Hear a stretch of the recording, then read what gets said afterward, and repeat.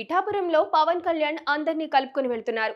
ఇతర జనసేన క్యాడర్ అత్యుత్సాహంతో ఏం చేసినా, తన సోదరుడు వివాదాస్పద వ్యాఖ్యలు చేసినా పవన్ కళ్యాణ్ మాత్రం అలాంటి సమస్యలు రానివ్వడం లేదు. అభివృద్ధి కార్యక్రమాల ప్రారంభోత్సవం కోసం ఆయన పిఠాపురం వెళ్లారు. ఈ సందర్భంగా టీడీపీ ఇన్ఛార్జ్ వర్మను ఆహ్వానించారు. పార్టీ పరమైన కార్యక్రమాలకు ఆయనను ఆహ్వానించలేదు. కానీ అధికారిక కార్యక్రమాల్లో మాత్రం ఖచ్చితంగా ఆయనకు ప్రాధాన్యమిస్తున్నారు. అయితే కొన్ని వీడియోలలో ఆయనను ఎస్పీ ఆపేశారన్న ప్రచారం జరిగింది. నిజానికి ఆయన్ను వెళ్లమన్నారు. ఆయన అనుచరులతోనే వెళ్తానన్నారు.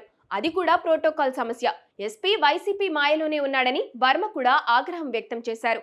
అందులో పవన్ కళ్యాణ్ వైపు నుంచి కానీ జనసేన వైపు నుంచి కూడా ఎలాంటి తప్పిదం లేదు.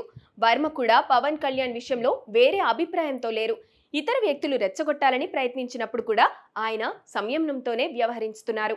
వర్మకు పదవి రాకుండా పవన్ అడ్డుకుంటున్నారన్న ఓ ప్రచారాన్ని కొంతమంది చేస్తున్నారు. ఇదంతా వైసీపీ నేతల ప్రచారమే. టీడీపీ నేతల పదవి ఇవ్వాలనుకుంటే పవన్ కళ్యాణ్ ఆపలేరు. పదవులు కేటాయించడానికి కొన్ని సమీకరణలు ఉంటాయి. ఖచ్చితంగా అవి కుదిరిన రోజున వర్మకు పదవి వస్తుంది.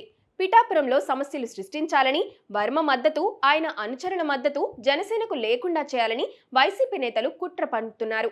దాన్ని పవన్ నిర్వీర్యం చేస్తున్నారు.